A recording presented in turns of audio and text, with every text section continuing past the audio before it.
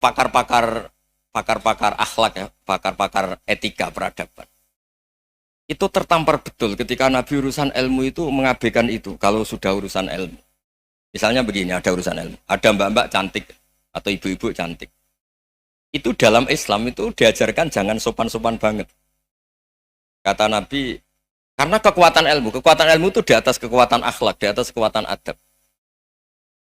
Ya nisa an-nabi lastunna ka ahadim minan nisa. Ini taqaitunna fala takhdu'na bil qaul. Faya tama alladhi fi qalbihi maradun.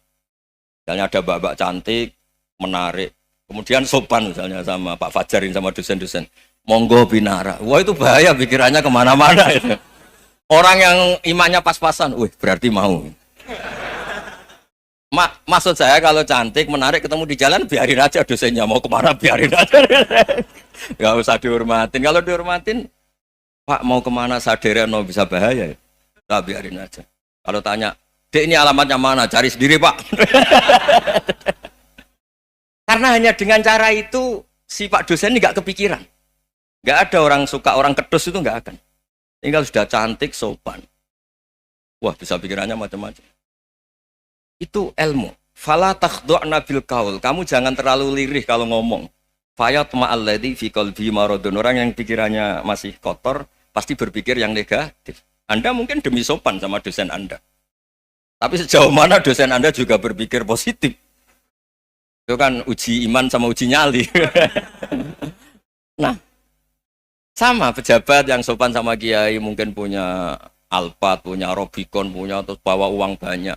Terus sama kiai cium tangan hormat. Jangan-jangan kiainya yang pikirannya macam-macam. Ini berarti bisa jadi muhibbin potensial misalnya. Nah, saya ini termasuk kiai yang pengagum ilmu. Sehingga saya sama orang yang medit, yang kikir sama saya itu saya senangnya bukan main. Kenapa? Karena kalau orang medit itu gak berhak nuntut. Tapi kalau orang lomo 1 juta minta surga, 2 juta ya minta apa? Surga. Gus, salam template. 200.000 aja kadang minta surga. Tapi kalau yang kikir-kikir ya sudah salaman tok sudah, nggak minta apa-apa kan dia tahu diri, oh nggak bayar kok minta. Maksud saya Islam itu luas, dinikmati saja, Pak. Dinikmati saja. Nah itu diroya, maksudnya itu diroya. Diroya itu kamu tahu aturan Islam itu kamu harus yakin khairihi wa syarrihi minallah, semua itu ujian. Tapi kemudian dikaji. Makanya saya ini termasuk pengagum Imam Syafi'i. Imam Syafi'i itu dikasih tahu. Ada orang yang di depan engkau cium tangan hormat tuh di luar ngomong-ngomong, ngata-ngatain Anda. Imam Syafi'i tertawa-tawa sowan. Loh, Anda ini dikata-katain di luar kok.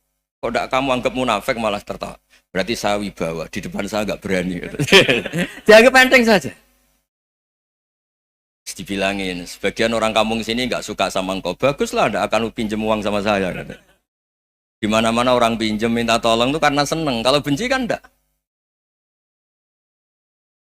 Intinya dianggap enteng saja. Yang terjadi di dunia itu semuanya dianggap enteng saja. Man asa ilaika faqat atlakoka. Yang berburuk sama kamu itu membebaskan kamu. Coba kalau akrab, titip. Ya misalnya akrab sama Pak Fajar. Bilangkan ke Pak Rektor, sangkat tuh jadi guru tetap atau apa kan ribet. Kalau tidak cocok kan nggak minta apa-apa. Makanya hati-hati Pak Rektor sama yang akrab-akrab itu. Itu dulu saya juga nggak paham. Di antara wasiat Bapak yang sering diulang-ulang tuh itu. Suatu saat kamu jadi kiai, ngelola orang nggak seneng tuh gampang. Sudah, situ orang lain. Tapi kalau ngelola orang nggak orang seneng tuh repot. Mintanya aneh-aneh. 100.000 aja minta surga. Hanya teman tenis saja minta naik jabatan. Intinya itu ya sudahlah dikelola. Yang seneng ya berkah, mungkin teman berjuang, teman diskusi. Yang nggak seneng ya berkah, karena ini tidak minta macam-macam, nggak seneng. Nah itu namanya diroya. Diroya itu satu kajian keilmuan yang menjadikan kita ini nyaman dengan riwayat-riwayat, panduan-panduan dari Rasulullah Shallallahu Alaihi Wasallam kayak tadi. Kenapa sih tentang baik sama tetangga, baik sama tamu? Hitung-hitungannya itu mangkana yu'minu billahi wal yaumil. Saya pernah dicium sama orang miskin yang akut, miskin betul. Itu tak ajarin, Anda ini lebih hebat ketimbang orang-orang kaya. Misalnya gini, misalnya ada komunitas rektor atau kiai besar. Saya ini kata orang banyak termasuk kiai besar. Mungkin kalau pinjam uang itu karena mau beli mobil, aksesoris mobil karena kita kiai tok atau rektor atau orang-orang tok. Kalau sesama orang miskin itu pinjem-pinjemannya itu urusan beras, itu urusan nyawa. Keren mana? Menyelamatkan nyawa sama aksesoris mobil. Nyawa. Jadi pahala kamu pasti lebih besar. Itu senengnya jadi orang miskin terus keterusan sampai sekarang. Itu. Lo coba kalau menteri sama menteri, rektor sama rektor, kira-kira pinjamannya apa Pak Arso? Kan bil atau mau umroh VIP. Pokoknya yang keren-keren. Kalau orang miskin pinjam karena apa? Makan kan? Beras kan? Makanya kalau yang sedang miskin monggo lah kalau ingin teruskan. Maksud saya Islam itu seenak itu. Islam itu segampang itu. Sudahlah yang sedang miskin ya keren. Karena sekali sosial itu urusannya apa? Nyawa. Tapi kalau miskin semua ya Indonesia bisa tutup kan. Ya sudah yang kaya-kaya itu saya menyelamatkan Indonesia karena bayar pajak yang menjadikan Indonesia berjalan. Tapi ya dipakai yang benar. Nah, begitu seterusnya. Ada kiai miskin cerita ke kita. Gus, enak jenengan alim, terus punya santri banyak, bisa ngajar di mana-mana. Saya bilang, hebat kamu. Dia hidup di daerah tertinggal. Itu yang diajarkan kan hanya tauhid. Kan nggak mungkin desa tertinggal baca fikih perbandingan madhab. Kan nggak mungkin. Kalau yang kayak Pak Fajar, Pak Sadali kan nggak mungkin. Fikih perbandingan apa? Madhab. Menyorot madhab dunia. Gaya engke-engke itu kan nggak benar. Tapi pertanyaannya, yang menyelamatkan masuk surga itu tauhid apa perbandingan madhab? Tauhid.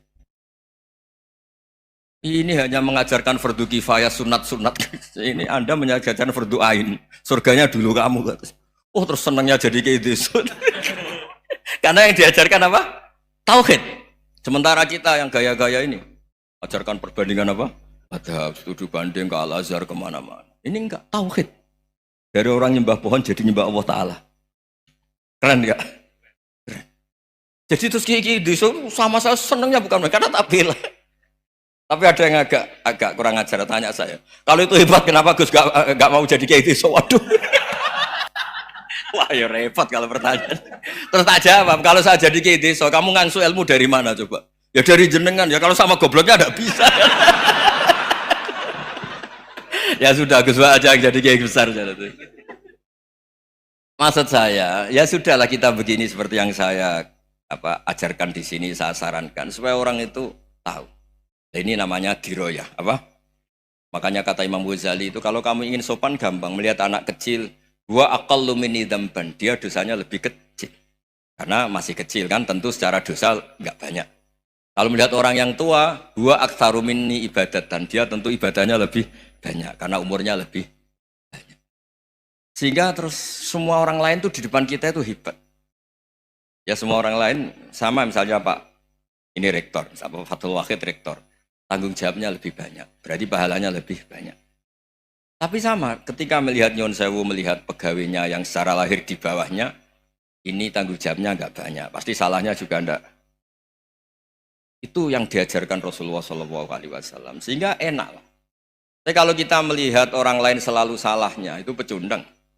Allah saja tidak seperti itu kan, amal baik ya ada khairan, amal buruk ya ada saron, semuanya dilihat oleh Allah Subhanahu wa Ta'ala.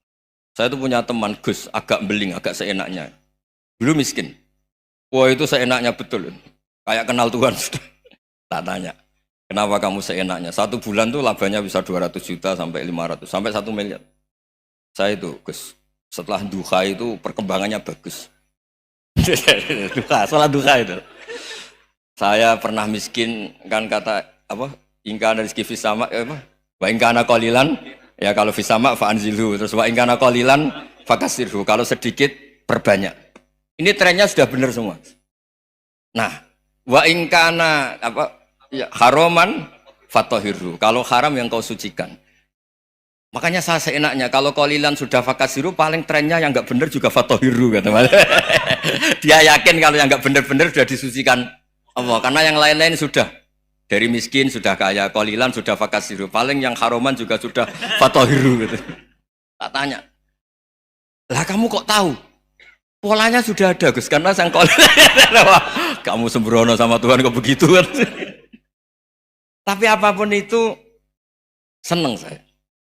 Seneng saya sering salah teh, makanya saya mohon lah. Yang sekarang miskin, sedang miskin itu ya ndak usah nyesal banget-banget. Kalau ingin kaya monggo lah, namanya orang juga ingin. Ya, tapi Anda harus bangga. Sosial antar kalian adalah urusan nyawa dan itu pahalanya luar biasa. Supaya kita, nah yang kaya-kaya juga boleh GR lah karena pembayar pajak. Dan itu bisa menyelamatkan apa? Indonesia Raya.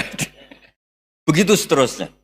Itu yang diajarkan Nabi, antawadhu hatta la yabghiya ahadun ala ahadin. Kamu semua harus tawadhu sehingga antar kalian tidak saling tidak sopan, tidak saling liar, tidak saling mendolimi. Termasuk tadi sikap gak jelas tadi. Orang dolim yang sekarang dolim bisa saja tobat, yang sekarang soleh bisa saja nanti. Semuanya tuh mungkin. Kita diajari ya muqallibal qulub tsabbit qalbi ala dini. Jadi keliru kalau kita dalam banyak harus tegas, gak mesti. Al halalu bayyinun wal haramu bayyinun. Tapi ada wa bainahuma umurun mustabihat. Ada yang wilayahnya itu abu-abu. Misalnya ada perempuan cantik misalnya, contoh paling gampang. Kalau kamu ajari secara serius, kamu bisa aja tergoda jadi fitnah.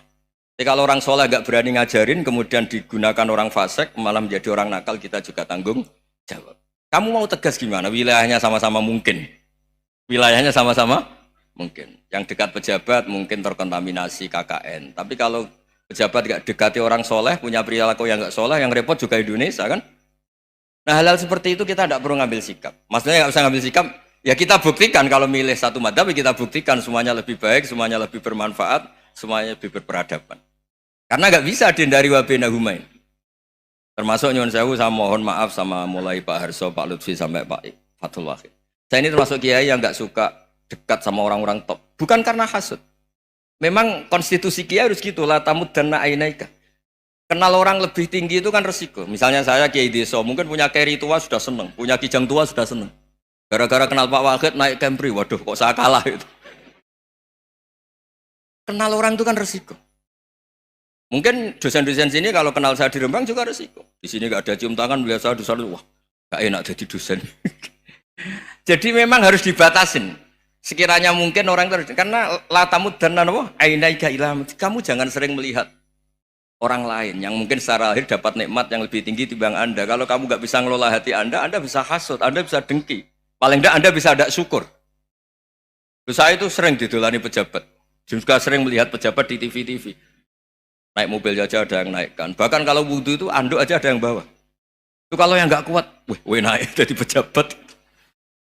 Ya makanya terus konstitusi kiai itu mengatur, sudahlah mata kamu itu kamu batasin.